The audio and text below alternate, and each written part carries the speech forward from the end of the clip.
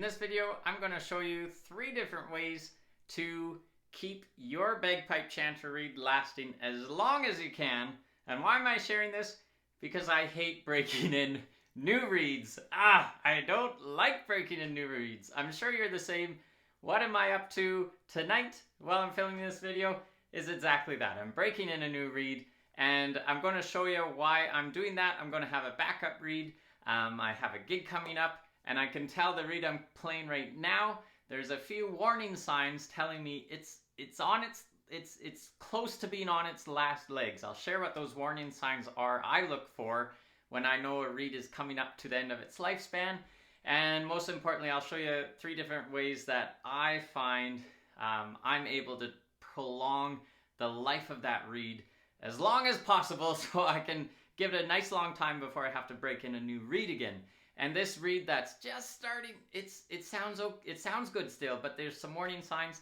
I've been playing it for, gosh, over a year for sure, maybe even over 2 years. I have to think back to, but yeah, I would say it's been over 2 years I've been playing this one reed. And now just a little disclaimer, my tips and tricks might work for me with how much moisture I blow or don't blow with. In my climate, humidity, all this stuff can influence. But hey, you can try what works for me. Try it at home. If it prolongs the life of your reed, awesome. You don't have to break one in quite as soon. And on the other hand, if it doesn't work, okay, well, hey, maybe that leads you to putting your own spin on things, like with your own pipes in your own climate, your own humidity, all that stuff. So yeah, without any further ado, let me open my case here. And oh yes, before we get started, if you'd like my free guide to get bagpipe ready to develop your own daily bagpipe practice, just click on the link below. As well, I got my workshop link there if you're wanting to learn some tunes on the pipes. There's my workshop link there for you to my website with all my different workshops. So so you can definitely check that out on my website link below. All right, well, let me open my pipe case here and let's get started. And I just thought, hey, I'm doing this. I hate breaking in new reeds, so why not involve everybody else who also hates breaking in new reeds as well. So tip number 1, how I prolong the life of my reed, and I've mentioned this in other videos, is I keep my reed in my pipe chanter reed. I keep it in this little reed holder. This came with a reed that I bought, but before that, I just used a normal pill bottle, and I put a little toilet paper in the pill bottle, and I keep my reeds in there or there. So a pill bottle works great. And why do I do that? Why do I do that instead of these handy dandy chanter covers? Also, to keep my chanter from getting banged up, I have a soft, it's foam, it's a pipe insulator that I keep my chanter in. So these handy dandy reed protectors, what they do is they just trap the moisture in there. So they trap the moisture in there, and at least for me, what I've found, and if you've found differently, amazing. You know, do what works for you.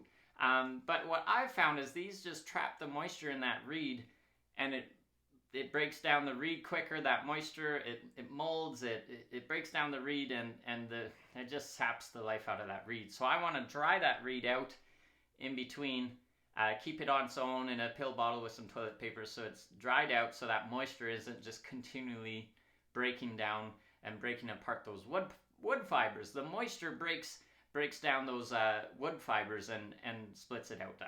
You might, if you find differently in your climate, yeah, comment below. Share what works for you, and that might help somebody else. But this I've found as a game changer. I should really sell this because I really don't tend to use it anymore. They have fancy ones with humidity control and all that. I have no experience in that. I'm plain Jane. If I can get away with non-fancy and use toilet paper and a pill bottle, I'll do that. so that's what I've done. So that's kind of way number 1 that I prolong the life of the reed.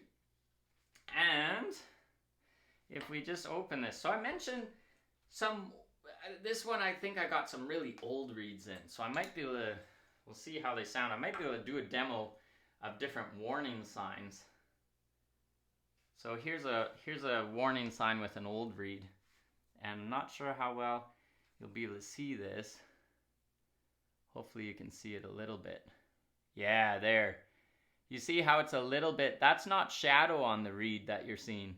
That's actually a little bit of like discoloring, mold or mildew on that reed. I'll show you, put it next to one, right? The one beside this one has none of that shadow that this one does.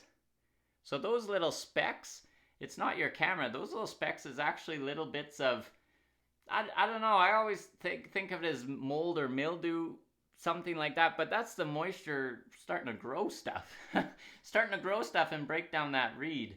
And then probably too small to see, but this reed has a little, it's got a little tiny chip on the corner there. And that's actually, so this is my reed I'm currently playing. It's been going on 2 years, this reed. Oh, I don't want to lose this reed.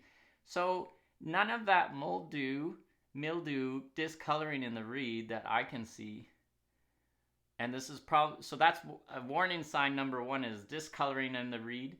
Warning sign number 2 is that you can almost see the top is starting to chip on the corners and break down. And that in and of itself isn't a reason to stop playing the reed. Probably my camera isn't picking that up. But the corners are chipping and breaking. I can see almost thin like hairline fractures in the top of the reed. Now this reed still sounds wonderful. If it didn't sound wonderful, I would have tossed it.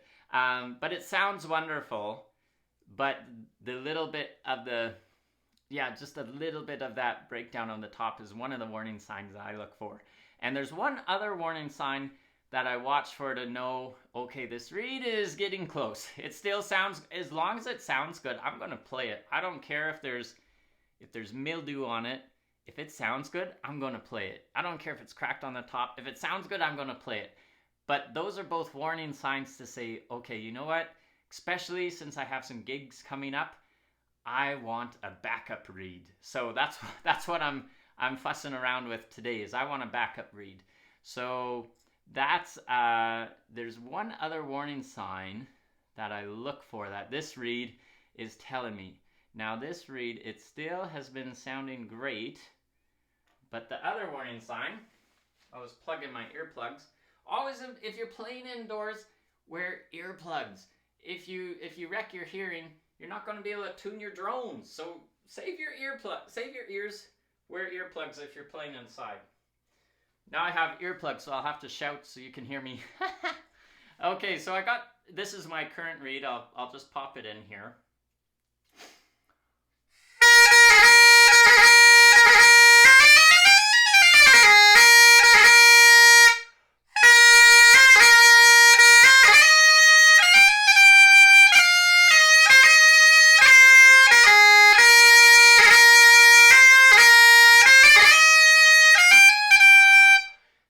See a little bit of flowers in the forest there.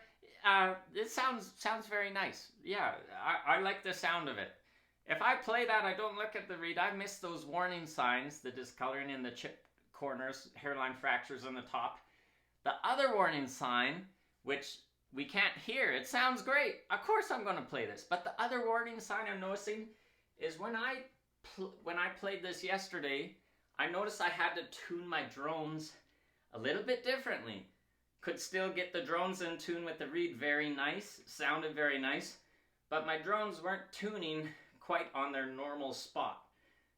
They were all shifted a bit. So that tells me the pitch of my reed is changing, and that's a warning sign. And it wasn't that I was playing out in the cold or it was super hot or super dry. It was normal conditions that I normally play my pipes in. So the environment, the conditions hadn't changed, but yet the pitch of that reed had changed when the conditions hadn't changed. So that tells me, yes, that's a warning sign that, okay, you know what?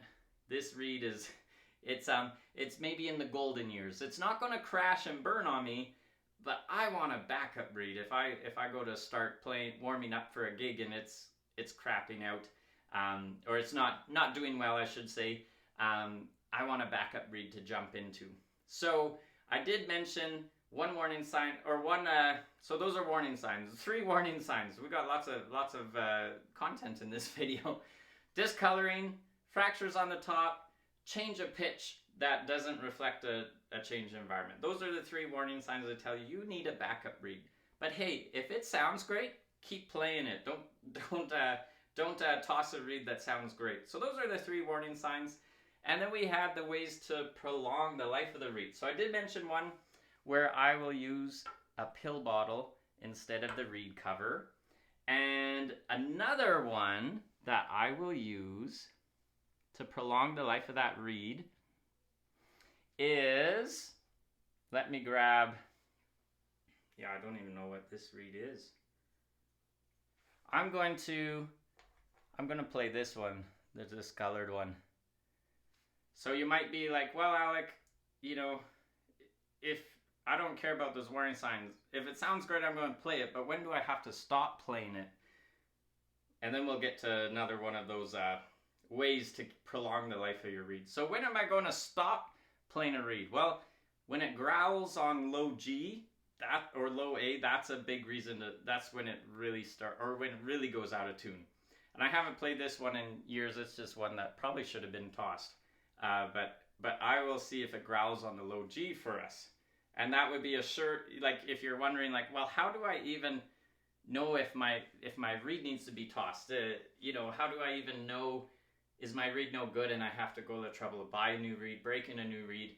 So I'll see if this one has any of those telltale signs of a reed that's just done. Its life expectancy is past due. Yeah, you hear that growl on low G, that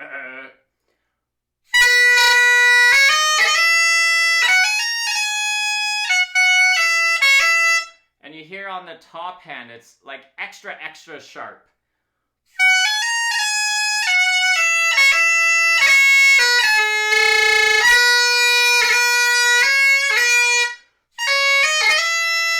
And you heard that on the D throw, it did a little growl on the G. So those are the 2 signs that the reed is just like that reed, that's the discolored one. Those are the 2 signs that growling on the low G or the low A, but low G most common, and your top hand just like, whoa, sounds way sharp. It's way sharp. That reed needs to be tossed. That's what you don't want to happen when you're warming up 10 minutes before you're going to play for a gig. So the reed I'm currently playing, again, I'll play it for you here. Same line of Flowers in the Forest, I think this tune is called. Even though it has some of those warning signs, if it's holding its balance through the chanter, it's not growling on low G, it's not too sharp on the top hand, I'm going to play it. I don't care how it looks. Who cares if my drones are all maybe shifted a little bit sharper, but it fits the chanter. Yeah, I'm going to play it. But if it's going to turn into this other one with the growls and the sharp top hand, I want a backup, and that's what I'm going to look for today, is a nice backup. So yeah, let me play this one again just so you can compare.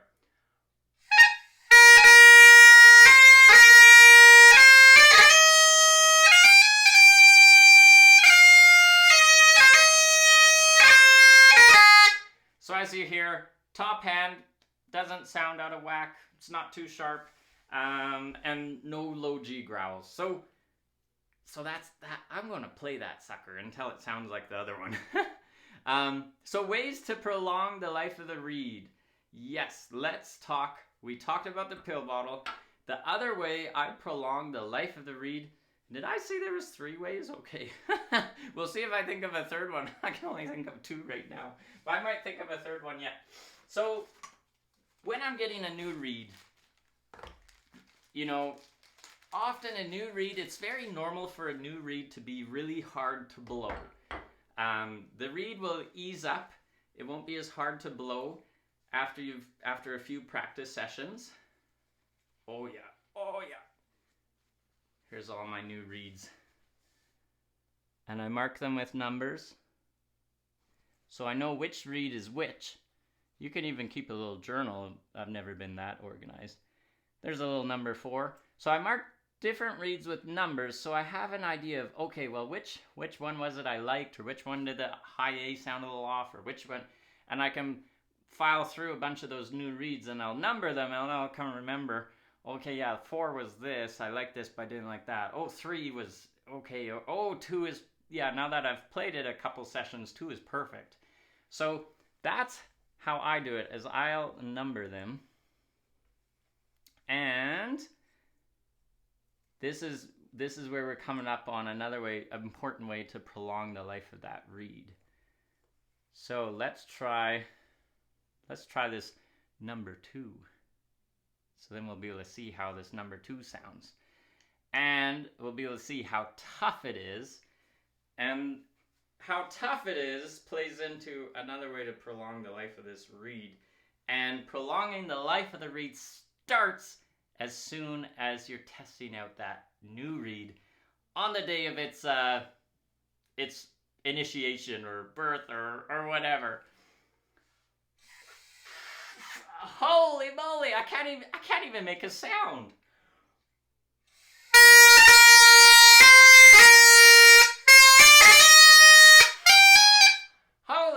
Holy cats. Okay, I picked a perfect one for this example. So my face might be red. I can't even hardly make a sound with this reed. So what to do with a reed like this? You can't make a sound with it. On the one hand, yes, you can lick it. You can lick it, you can get it moistened up. And I mentioned that in one of my other videos. That was the number 1 fix for a real tough reed that you can't play. And that might be the case for this reed. And it might be the case if you're brand new on the pipes, you haven't developed your breathing muscles, your embouchure, the muscles around your mouth. You can't get a hard pressure in that reed. Yeah, you probably have to lick that reed and get it moistened up just so you can play this silly thing. To not play at all versus to lick that reed and play it, I would choose lick the reed and play it. However, as soon as you start adding a lot of moisture to that reed, that's going to, in fact, decrease the life expectancy of that reed. So, for example, this reed, the last thing I'm going to do is lick it. That's my last resort. Before I even try lick it, I'm just going to press the edges together. So the reed opening, yeah, you can see the opening there. I'm pressing the sides of the reed together just until that opening touches, just until it closes. And I'm not up on the thin part of the reed. I'm kind of on the thicker part down here, and I'm squeezing just barely until it closes. And I can hold that there for 30 seconds here. So I'm going to hold that for 30 seconds, and I'm doing this instead of licking. This is my first line of defense. And yeah, there's other ways that don't add moisture to the reed, carving or shaving or doing things, but in my mind, maybe that'll be number 3. So number 1, use the pill bottle. Number 2, squeeze. Put that pressure on instead of adding moisture by licking. And number 3 would be no carving and messing around to that reed. You might get it to sound good, but you are seriously disrupting the quality of that reed. Maybe sandpaper, but again, for me, I've never done it. If you have to mess around with that much with the reed, I'd say you're still affecting its life expectancy, and it's probably just easier to lick it and add some moisture and get it playable in 30 seconds rather than messing about with it. So I've held that maybe for 30 seconds. So let's see. If this doesn't make enough of a difference, I'll show you one other way to make it a bit easier. As soon as I get my ear pluggers in her. The ear pluggers. And let's have another go after. So this is the same reed I couldn't play after pinching. It's the number 2.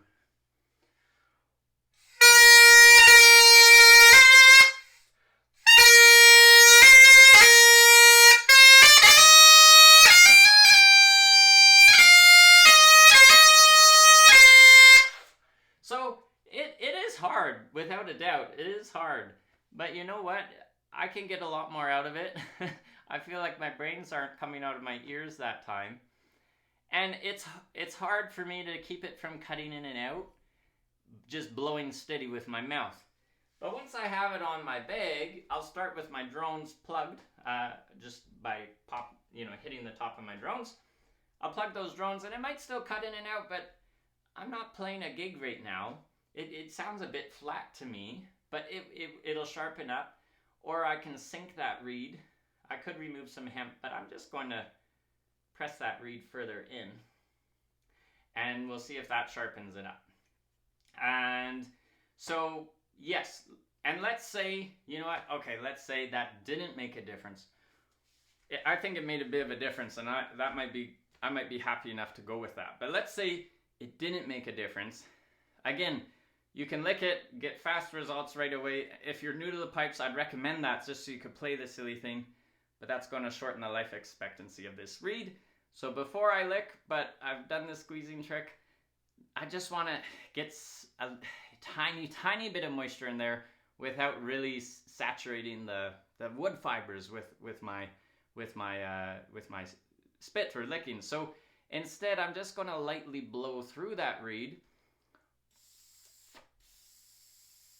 And you don't even have to blow it. You don't even have to test the sound of it that way for this trick. You just want to get your moist air running through that reed. Another way is just to pop it in the chanter. And again, it sounded a bit flat to me. I'm going to push it down. That'll sharpen the tone if that reed is pushed down more. And I could even remove a bit of that hemp to get it down even more if I have to. And it's just like I'm blowing, but I'm not blowing hard enough for it to make sound.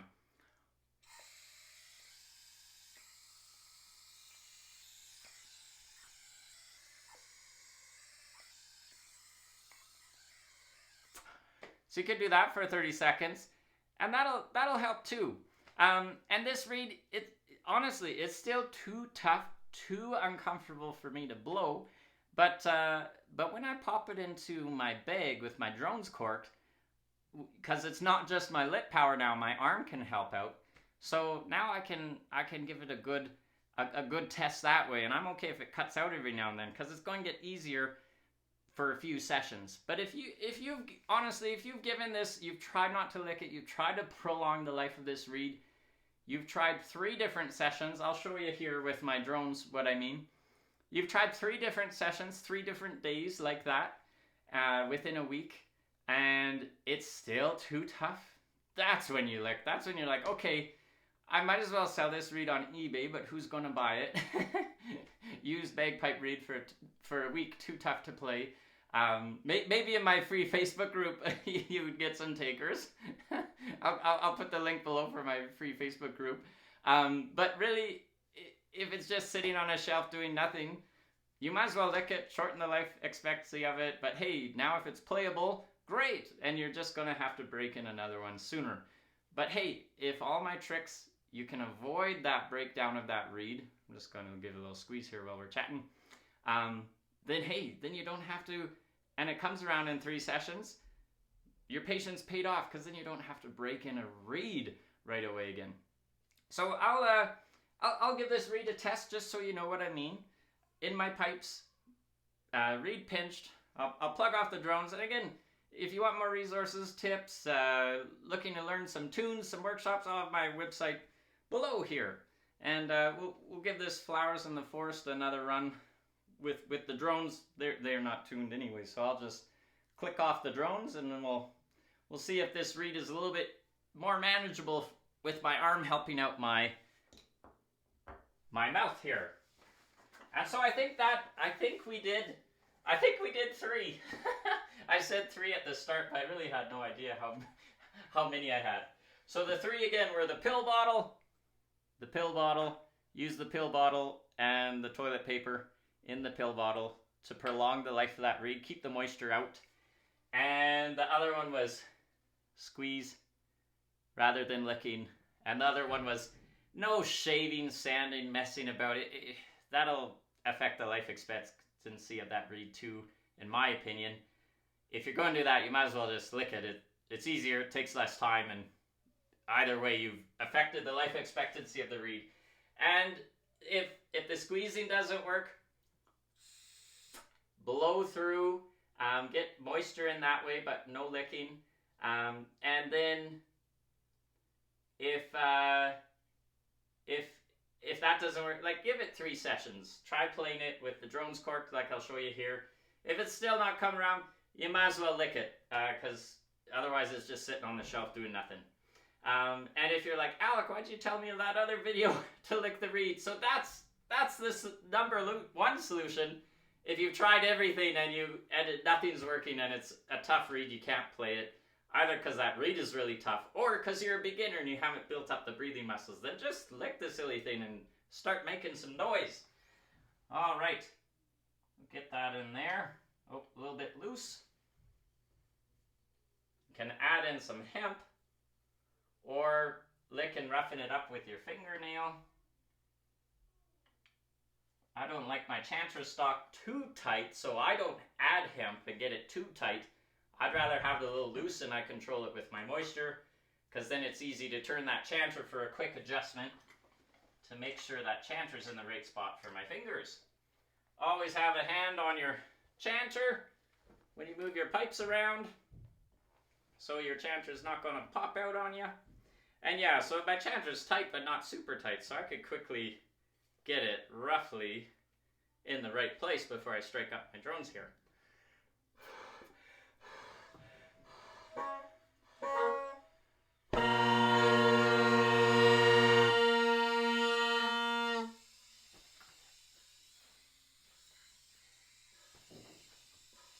So this reed's still a bit tough for me. Let's see if it's manageable with my arm helping out.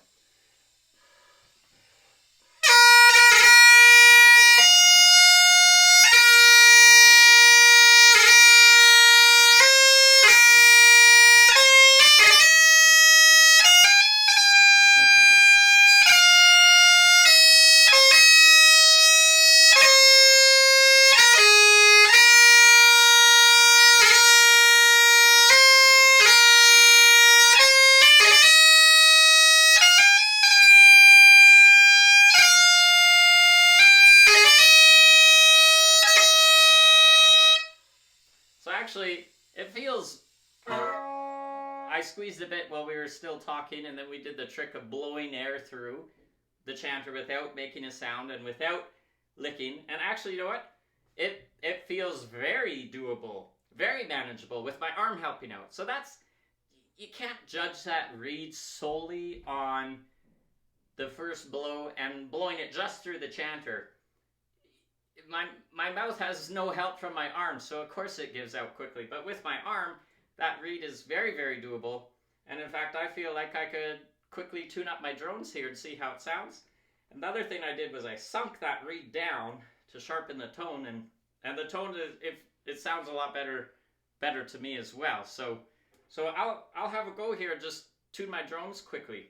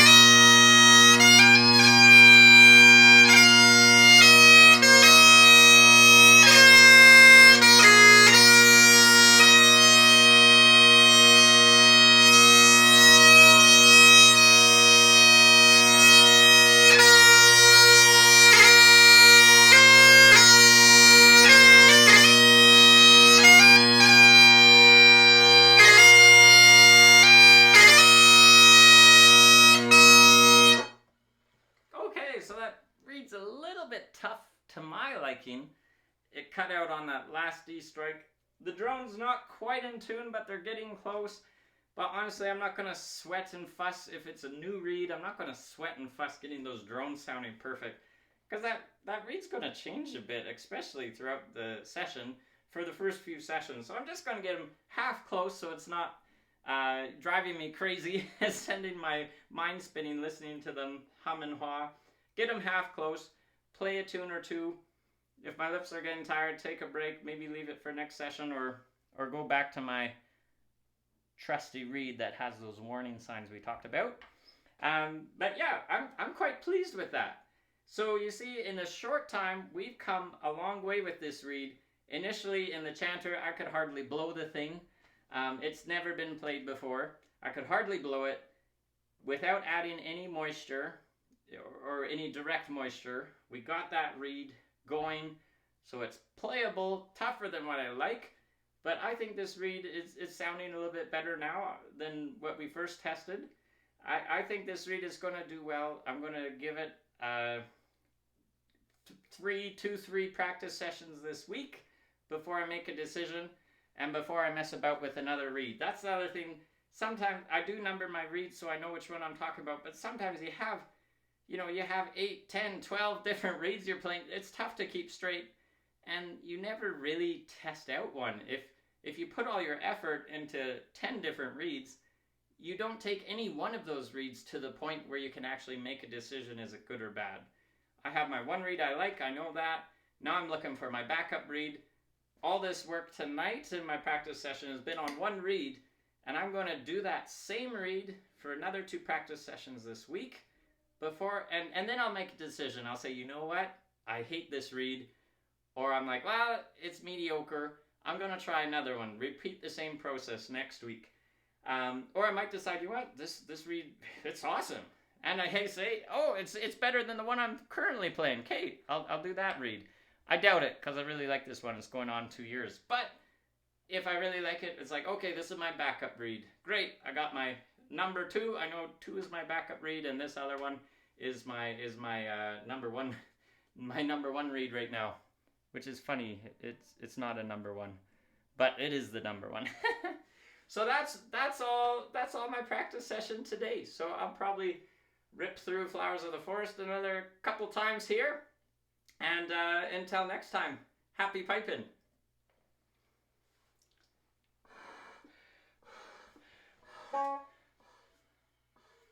Don't forget your earplugs. I wanted to play Flowers of the Forest and then end the video partway through and have it all majestic like, and then I forgot my earplugs. Alright, happy piping. Get out there and try out a new reed. Prolong the life of your reed so you don't have to try a new reed too often.